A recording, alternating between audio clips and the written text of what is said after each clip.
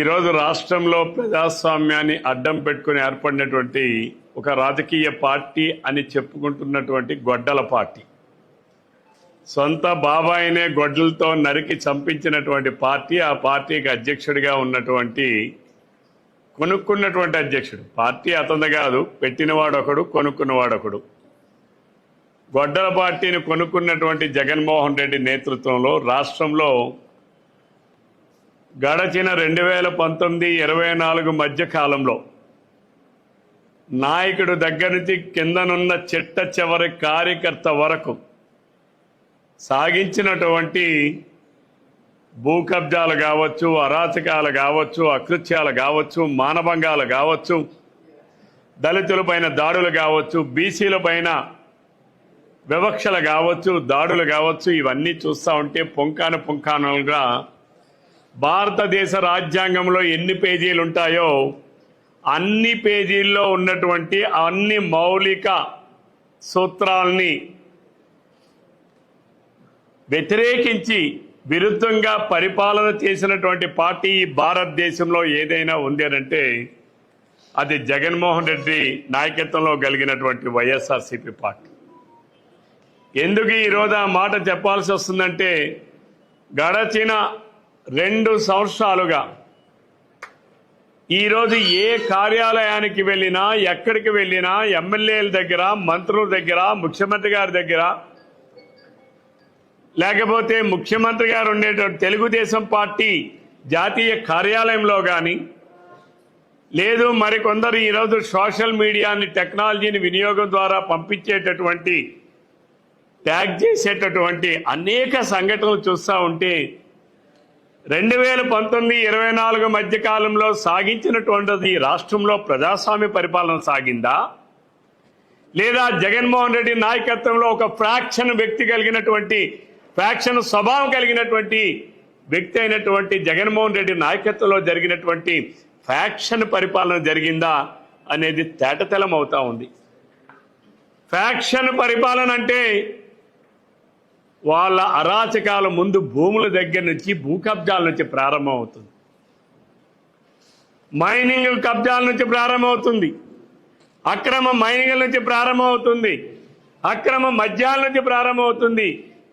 దానిని జగన్మోహన్ రెడ్డి నాయకత్వంలో ఈ రాష్ట్రంలో అంబేద్కర్ గారు రచించినటువంటి రాజ్యాంగాన్ని అవహేళన చేసే విధంగా, అపహాస్యం చేసే విధంగా, మౌలిక ప్రాథమిక సూత్రాలకు విరుద్ధంగా పరిపాలన చేసినటువంటి జగన్మోహన్ రెడ్డి రాష్ట్ర రాజకీయాల్లో కొనసాగేందుకు నైతిక అర్హత లేదు అని చెప్పి ఈ సందర్భంగా తెలియజేస్తా ఉన్నాను.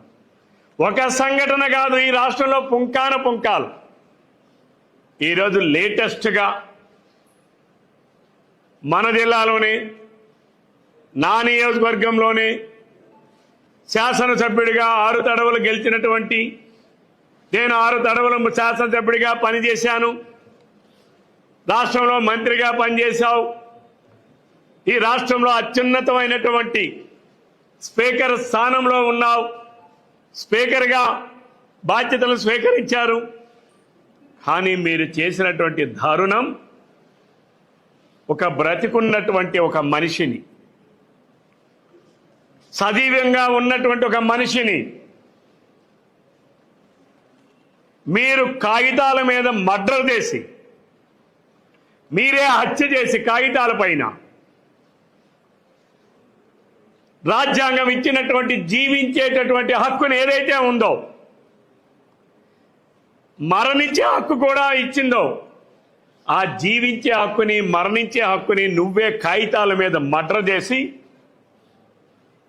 వారికి ఏదైతే జీవించే హక్కులో ఉండేటటువంటి వారసత్వాలుగా వచ్చేటటువంటి ఆస్తులు ఏవైతే ఉన్నాయో, ఆస్తులకి రక్షణగా ఉండాల్సినటువంటి ఒక ప్రజాస్వామ్యంలో ఉన్నటువంటి ఒక ప్రజాప్రతినిధిగా, అంతకన్నా ఒక అడుగు ముందుకేస్తే ఒక స్పీకర్గా, ఈ రాష్ట్రంలో రాజ్యాంగాన్ని కాపాడవలసినటువంటి బాధ్యత కలిగినటువంటి ఒక వ్యక్తిగా, రాజ్యాంగంలో ఉన్నటువంటి ప్రాథమిక సూత్రాలని ఈరోజు నువ్వు నయవంచనతో హత్య చేసినటువంటి విధానం, ఈ శ్రీకాకుళం జిల్లాలో తమ్మినేని సీతారాం మనం చూస్తే 2019-24 మధ్యన ఏ వేదిక చూసినా అసెంబ్లీ సాక్షిగా అసెంబ్లీలో చూస్తే గంటల తరబడి ఉపన్యాసాలు, ఓకదంపుడు ఉపన్యాసాలు ఇచ్చావు. నీతుల కోసం మాట్లాడావు, నీతి కోసం మాట్లాడావు, నిజాయితీల కోసం మాట్లాడావు. ప్రతిపక్ష నాయకుడిని, ఒక శాసనసభలో స్పీకర్గా ఉన్నటువంటి వ్యక్తివి ఒక ప్రతిపక్ష నాయకుడిని కూడా గౌరవించలేని అమర్యాదగా ప్రవర్తించావు. ప్రతిపక్ష పార్టీని పురుగు కన్నా హీనంగా చూశావు. నువ్వు అసలు భారతదేశ చరిత్రలోనే, నేను ఆనాడే చెప్పాను, మరలా ఈనాడు కూడా మరొకసారి ఉచ్చరిస్తా ఉన్నాను మీడియా సాక్షిగా, నువ్వు స్పీకర్ స్థానానికి అనర్హుడు అని ఆ రోజే చెప్పాను. మరలా ఈరోజు పునరుద్ఘాటించాను. నువ్వు స్పీకర్ స్థానాన్ని కలంకితం చేశావు, స్పీకర్ స్థానానికి అపవిత్రం చేశావు, స్పీకర్ స్థానాన్ని కించపరిచావు. ఏ రాజ్యాంగబద్ధంగా పరిపాలన చేయాల్సినటువంటి వ్యక్తివి శాసనసభలో రాజ్యాంగం ప్రకారం ప్రవర్తించాల్సినటువంటి ఒక స్పీకర్ స్థానంలో ఉన్నటువంటి వ్యక్తివి ఆ స్థానాన్ని, దానికి ఉన్న గౌరవాన్ని ఈరోజు భారతదేశ చిత్రపటంలో మంటగలిపినటువంటి వ్యక్తివి ఎవరైనా ఉన్నాడంటే అది తమ్మినేని సీతారాం అని చెప్పి చెప్పక తప్పదు. ఆ రోజు నేను మాట్లాడితే ఆరోపణలు అన్నారు. ఆ రోజు అనేక భూ కబ్జాల మీద మాట్లాడాను, నువ్వు సాగించినటువంటి అవినీతి మీద మాట్లాడాను. నేను అడుగుతా ఉన్నాను, ఏమయ్యా జగన్మోహన్ రెడ్డి, నోరు పెగలదేం? ఈరోజు ఎందుకు మాట్లాడటంలా? ఏమయ్యా ధర్మాన ప్రసాద్, ఏమయ్యా కృష్ణదాస్, ఏమయ్యా వైసీపీ? మీరందరూ కూడా వైసీపీ పార్టీ అంటేనే ఒక దొంగల పార్టీ, భూకబ్జాల పార్టీ. జగన్మోహన్ రెడ్డి దగ్గర నుంచి కిందనున్నటువంటి సామాన్య కార్యకర్త వరకు కూడా మీరు ఈ రాష్ట్రంలో ప్రజల ఆస్తుల్ని దోచుకున్నారే, ప్రజల ఆస్తుల్ని కైంకర్యం చేశారే, ప్రభుత్వ ఆస్తుల్ని కైంకర్యం చేశారే. ఈరోజు మీరు ఎందుకు మాట్లాడడం లేదని చెప్పి నేను అడుగుతా ఉన్నా. ఈరోజు శ్రీకాకుళం జిల్లాలో ఎస్పీ గారు ప్రెస్ మీట్ పెట్టి ఈ జిల్లాలో జరిగినటువంటి ఒక దాష్టికాన్ని పోలీసులు దానిని ఈరోజు ఎస్పీ గారు ప్రెస్ మీట్ పెట్టి చెప్తే పోలీసులు FIR నమోదు చేస్తే నేను చూశా నిన్నంతా కూడా, ఎవడైనా స్పందిస్తాడేమో అని, ఏ ఒక్కడైనా మాట్లాడతాడేమో అని. ఈ రాష్ట్రంలో జగన్మోహన్ రెడ్డి దగ్గర నుంచి కింద స్థాయి వరకు ఈ జిల్లాలో ఉన్నటువంటి ఏమయ్యా వైసీపీ నాయకులు అని చెప్పుకుంటున్నటువంటి గంగిరెద్దులారా, నోరు పెగలడం లేదా అని చెప్పి అడుగుతా ఉన్నాను. గొంతులు పడిపోయా అని చెప్పి ప్రశ్నిస్తా ఉన్నాను. ఈరోజు మీరు ఎంత దారుణం అండి. నీ కొడుకుకి భూమి రాయాలంటే చట్టబద్ధంగా, న్యాయబద్ధంగా ఎవరి దగ్గరైనా ఎవరైనా కొనుగోలు చేసుకోవచ్చు. కానీ ఈరోజు మీరు చేసింది, ఒకరు బ్రతికుండగానే గోవిందరాజులు గారు అనేటటువంటి ఆస్తిని అతను చనిపోయాడని మీరు ఒక ఫేక్ డెత్ సర్టిఫికెట్ సృష్టించి, ఆ ఫేక్ డెత్ సర్టిఫికెట్ సృష్టించడం ద్వారా మీరు ఒక ఫేక్ ఫ్యామిలీ మెంబర్ సర్టిఫికెట్ సృష్టించి ఏ రజని అంటే అడబాల రజని, దానిని అడబాల రజని అందవరపు రజనీగా చేసి 4 కోట్లు విలువ చేసే 922 గజాల స్థలాన్ని అతి నీచంగా, అతి దుర్మార్గంగా మీరు రిజిస్ట్రేషన్ చేశారే, రిజిస్ట్రేషన్ చేయించుకున్నారే. ఈరోజు మీరు బలి తీసుకున్నది ఎవరు? ఈరోజు నువ్వేదో కాలేజీ నిర్వహిస్తున్నావని నీ కాలేజీలో పనిచేస్తున్నటువంటి అధ్యాపకులు జీవితాలను కూడా నాశనం చేశావే. కొంతమంది సోషల్ మీడియాలో మాట్లాడుతున్నారు, కొడుకుపై మీద రిజిస్ట్రేషన్ ఉంటే సీతారాం మీద ఎందుకు కేసు పెట్టారని. అసలు చేసిందే సూర్తదారే సీతారాం. పాతదారి కొడుకును బట్టి సూర్తదారిగా సీతారాం ఉండి ఈరోజు ఒక ఫేక్ వ్యక్తులతో కలిసి ఈరోజు ప్రజలకు ఉండేటటువంటి హక్కుల్ని కాలరాసేటటువంటి అధికారం నీకు శాసనసభ నీకు ఇచ్చిందా తమ్మినేని సీతారాం? ఏమయ్యా, నిన్న మొన్న ఒక సంఘటన ఈ జిల్లాలో ప్రమాదాలు జరగడం సర్వసాధారణం. అనుకోకుండా జరిగేదే ప్రమాదం. మరి ఈ జిల్లాలో ఒక మంత్రిగా పనిచేసినటువంటి వ్యక్తి, రాష్ట్రంలో ఒక మంత్రిగా పనిచేసినటువంటి వ్యక్తి తన కుమారుడు ప్రమాదం చేస్తే ఆ ప్రమాదంలో ఒకరు చనిపోతే, కటిక పేదరిక కుటుంబానికి చెందిన వ్యక్తి చనిపోతే, మానవత్వం కలిగినటువంటి వ్యక్తులు ఎవరైనా సరే, ప్రమాదం పొందినటువంటి వ్యక్తి ఎవరైతే ఉన్నారో బ్రతికున్నా చనిపోయినా తక్షణమే హాస్పిటల్కి తీసుకెళ్లాల్సినటువంటి బాధ్యత ఒక సామాన్య పౌరుడిగా నీకుంది. లేదు, పోలీసులకి సమాచారాన్ని ఇవ్వాల్సినటువంటి బాధ్యత ఒక పౌరుడిగా నీకుంది. కానీ మీరు చేస్తున్నది ఏమిటి? మీరు చేసినది ఏమిటి? నీ కొడుకు ప్రమాదం చేస్తే, ఒక వ్యక్తి ప్రమాదానికి గురైతే కొర ఊపుల్లో ఉన్న వ్యక్తిని హాస్పిటల్కి తీసుకువెళ్లకుండా మరలా మీరు నీ కొడుకుని రక్షించుకోవడం కోసం నీ కొడుకు స్థానంలో వేరొక వ్యక్తిని, వేరొక కన్న తల్లి కడుపున పుట్టినటువంటి వ్యక్తిని, సంబంధం లేనటువంటి వ్యక్తిని, ఒక బ్రాహ్మణ కులానికి చెందినటువంటి వ్యక్తిని మీరు నీ కొడుకు స్థానంలో పెట్టి, నువ్వు ముద్దాయిగా నీ కొడుకు స్థానంలో ఒక బ్రాహ్మణ కులానికి చెందినటువంటి ఒక ఏమీ తెలియనటువంటి ఒక అభాగ్యుడిని తీసుకొచ్చి వాళ్ళని మభ్యపెట్టి తీసుకొచ్చి నువ్వు నీ కొడుకు స్థానంలో వాడిని పెట్టి కేసును ఫైల్ చేయించావే, తప్పుదావ పట్టించావే. తప్పుదావ పెట్టించడం నేరం కాదా? ఏమయ్యా ధర్మాన ప్రసాద్ నోరు పెగలదేం? ఏమయ్యా కృష్ణదాస్ నోరు పెగలదేం? ఏం మాట్లాడుతున్నారు మీరు? జగన్మోహన్ రెడ్డి ఏం మాట్లాడుతున్నావు? 18 ఏళ్ల పసివాడా నువ్వు? 19 ఏళ్ళకే ఈ రాష్ట్రంలో, ఆ రోజు ఉమ్మడి రాష్ట్రంలో 10వ తరగతి ప్రశ్న పత్రాలను లీక్ చేసి అమ్ముకున్నటువంటి చరిత్ర నీది కాదా జగన్ రెడ్డి? ఈ రోజు బినామీలు పెట్టుకుని ఈ రాష్ట్రంలో నిలువు దోపిడీ చేసింది నువ్వు కాదా జగన్మోహన్ రెడ్డి? నువ్వు హత్యల్ని, అఘాయిత్యాల్ని, ట్యాంపరింగ్ ఆఫ్ రికార్డ్స్ని, సాక్ష్యాల్ని తారుమారు చేయడం అంటే జగన్మోహన్ రెడ్డి గారికి వెండతో పెట్టినటువంటి విద్య.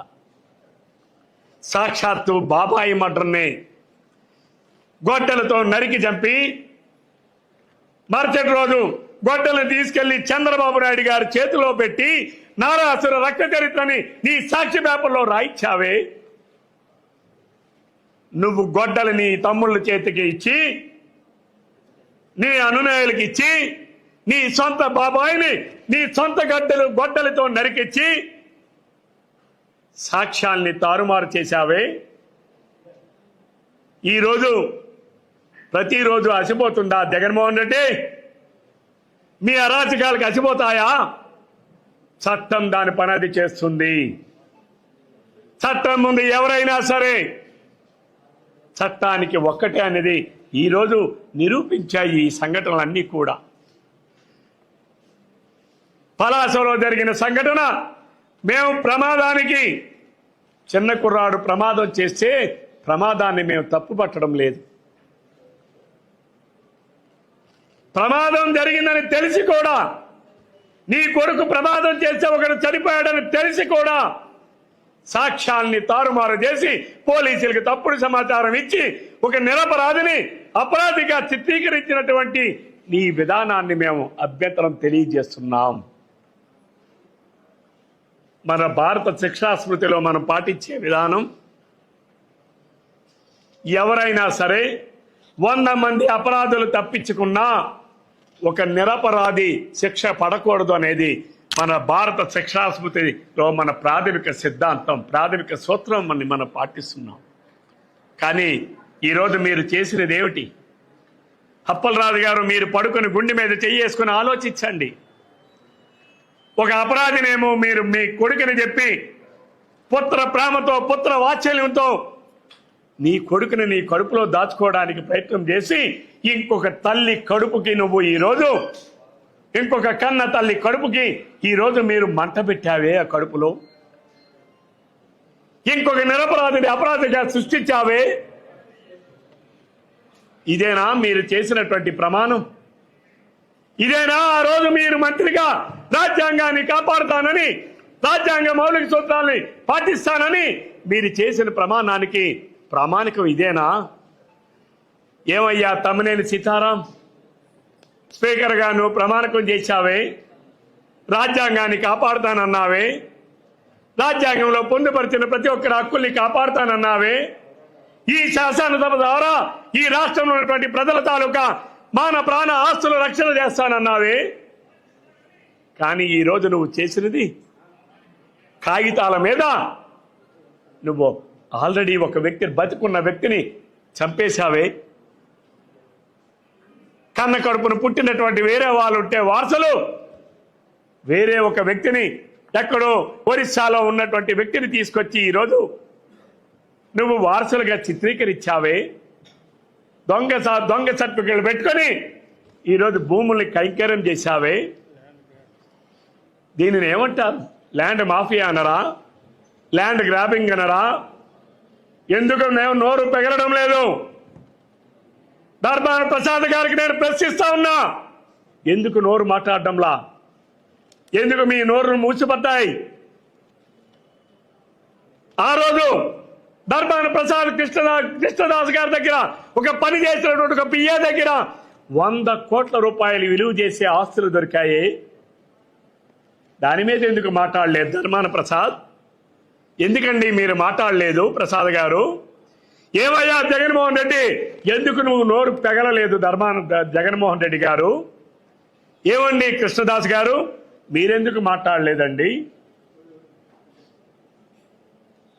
ఈ శ్రీకాకుళం జిల్లాకి పట్టినటువంటి ఒక పెద్ద దరిద్రం వైసీపీ పార్టీలో ఉన్నటువంటి నాయకులు. ఇక ఎంతమంది ప్రజలవి చెప్పుకోలేక, బయటికి రాలేక ఇంకా సతమతం అవుతున్న వాళ్ళు ఇంకెంతమంది ఉన్నారు?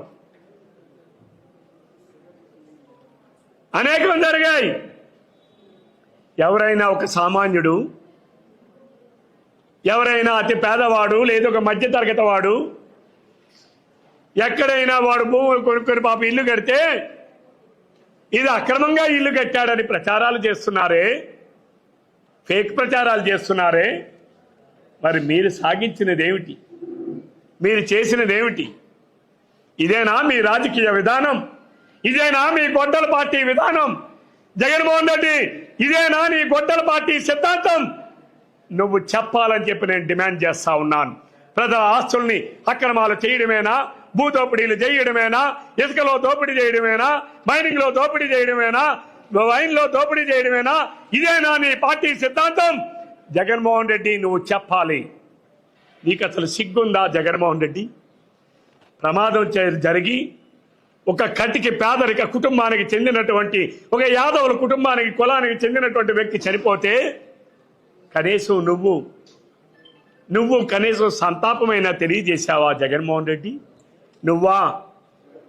ఎవరో ఫిషర్మ్యాన్ వ్యక్తులు వారి వృత్తిపరంగా వారు సముద్రంలోకి వెళితే ప్రమాదవశాత్తు అక్కడి నుంచి చనిపోతే ఏమయ్యారో తెలియని పరిస్థితిలో ఉంటే ప్రభుత్వం వెంటనే స్పందించి వాళ్ళని వెతకడానికి అధికార యంత్రాంగాన్ని పంపిస్తే ఆ కుటుంబాలకు 15 లక్షల రూపాయలు చొప్పున కాంపన్సేషన్ ఇస్తే నువ్వు 1924 మధ్య కాలంలో 67 మంది మత్స్యకారులు సముద్రంలోకి వెళ్ళి గల్లంతైతే ఒక్క కుటుంబానికి ₹1 కూడా ఇచ్చి ఆదుకోలేనటువంటి నువ్వు, దౌర్భాగ్య పరిపాలన అందించినటువంటి నువ్వు, ఈరోజు కూటమి ప్రభుత్వంలో చంద్రబాబు నాయుడు గారి నాయకత్వంలో ఏదైతే కుటుంబాలు కనబడకుండా వెళ్ళినటువంటి వ్యక్తులకి 10 లక్షల రూపాయల చొప్పున కాంపన్సేషన్ చెల్లించి అన్ని జాగ్రత్తలు తీసుకున్నామే, నువ్వు వాళ్ళ దగ్గరికి పోయి వెళ్ళి మాట్లాడింది ఏమిటి? నువ్వా పరామర్శలకు చేయడం, పలకరింపులకు వెళ్ళావా జగన్మోహన్ రెడ్డి? నీ ద్వంద్వ నీతి, నీ ద్వంద్వ విధానం, దీనికి నువ్వు సమాధానం చెప్పాలి. నేను నిన్నంతా చూసా, వెయిట్ చేశాను ఏమని స్పందిస్తారో అని. నోరు పెగలలా, మాటలు రాలా. ఎందుకు రాలా? ప్రమాదంలో చనిపోయాడు, చిన్న కుర్రాడు చేశాడు, దాని మీద రాజకీయం చేస్తున్నారు అని చెప్పి దొంగ నాటకాలు మాట్లాడేవే జగన్ రెడ్డి, ఇప్పుడు ఎందుకు మాట్లాడలా? మరికొంతమంది ఈ వైసీపీలో అక్కడక్కడ ఈ విష పిలకలున్నాయి. ఈ విష పిలకలు, ఆ పార్టీ ఒక దొంగల పార్టీ. ఈరోజు రాష్ట్ర చరిత్రలో మనం చూసుకుంటే నాయకులందరూ కూడా చేసిన దొంగ పనులు ఒక్కొక్కటిగా బయటపడతా ఉంటే, మంత్రివర్గంలో ఉన్న సగం మంది చేసినటువంటి అవినీతి అరాచక కార్యకలాపాలు బహిర్గతం అవుతా ఉంటే, అది నిజంగా అది క్యాబినెటా లేదా అలీబాబా దొంగల ముఠానా? ఏది నువ్వే చెప్పాలి జగన్మోహన్ రెడ్డి అని చెప్పి డిమాండ్ చేస్తా ఉన్నా. చట్టం దాని పనేది చేస్తుంది. చట్టం ఎప్పుడు తాబేల్లా నడుస్తుంది. నిజం ఎప్పుడు నిలకడగా ఉంటుంది. అబద్ధం ఎప్పుడు గాలి కన్నా వేగంగా ముందుకెళ్తుంది. నిన్న ఈ విషపిలకలు మాట్లాడుతూ ఉన్నారు. కోనరవి ఎందుకు మాట్లాడలా? మీకేమైనా సిగ్గు లజ్జ ఉన్నాయా మీకెవరికైనా? కోనరవి ఇప్పుడే కాదు, 2019-24లోనే తమ్మినేని సాగించినటువంటి భూ కబ్జాలు ఆనాడే మాట్లాడాను. ఆ రోజే చెప్పా. ఈ రోజు లబ్ధిదారులు ముందుకు వస్తున్నారు, భూములు కోల్పోయిన వాళ్ళు ముందుకు వస్తున్నారు. ఈ జిల్లా వేదిక ద్వారా నేను ఈ జిల్లా ప్రధానికానికి పిలుపునిస్తున్నా. ఎవరైనా వైసీపీ కార్యకర్త దగ్గర నుంచి ఈ జిల్లాలో ఉన్న నాయకుడి వరకు ప్రజా ఆస్తుల్ని కైంకర్యం చేసినా, భూ కబ్జాలు చేసినా మీరు తెలియపరచండి. చట్టం దాని పనేది చేస్తుందని చెప్పి ఈ సందర్భంగా పిలుపునిస్తున్నా.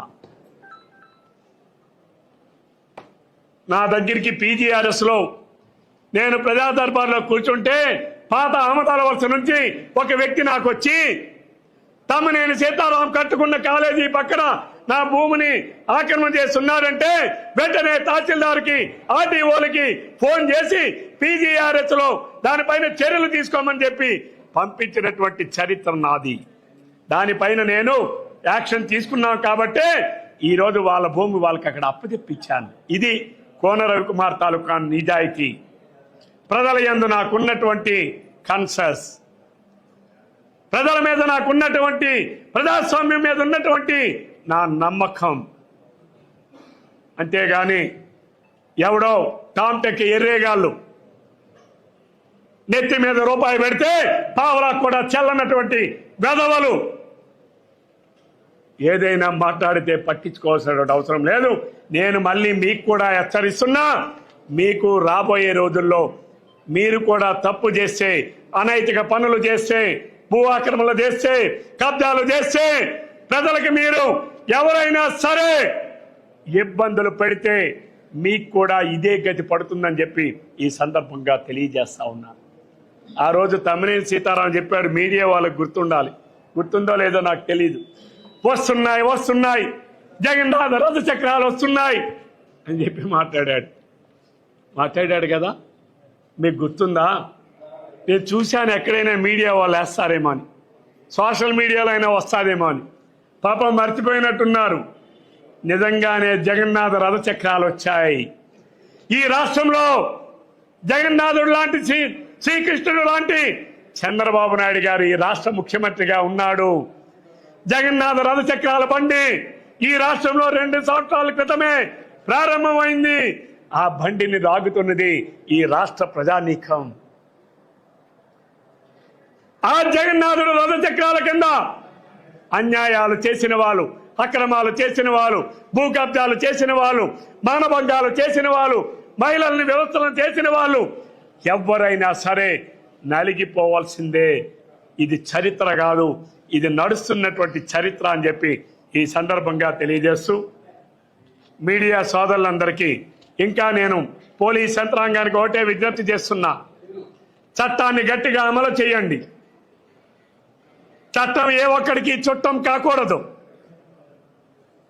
ఇంకా ఈ జిల్లాలో వైసీపీ వాళ్ళు సాగించినటువంటి భూ కబ్జాలు అనేకం ఉన్నాయి. అన్నిటి మీద కూడా దృష్టి పెట్టండి. ఇలాంటి తప్పుడు రికార్డులు సృష్టించి ఎవరైతే సాగించినటువంటి దమనకాండను అరికట్టండి.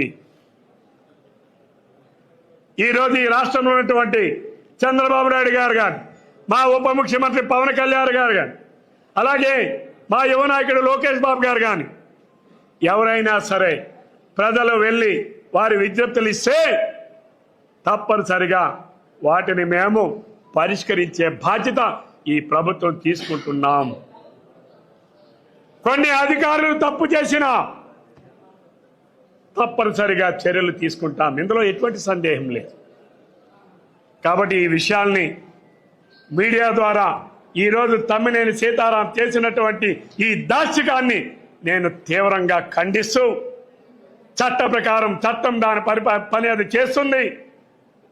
నిజం ఎప్పుడు నిలకడగా ఉంటుంది. నిజం బయటికి రావడానికి కొద్దిగా ఆలస్యం అవుతుందే తప్ప నిజాన్ని ఎవరు కూడా దాయలేరు, దాచలేరు.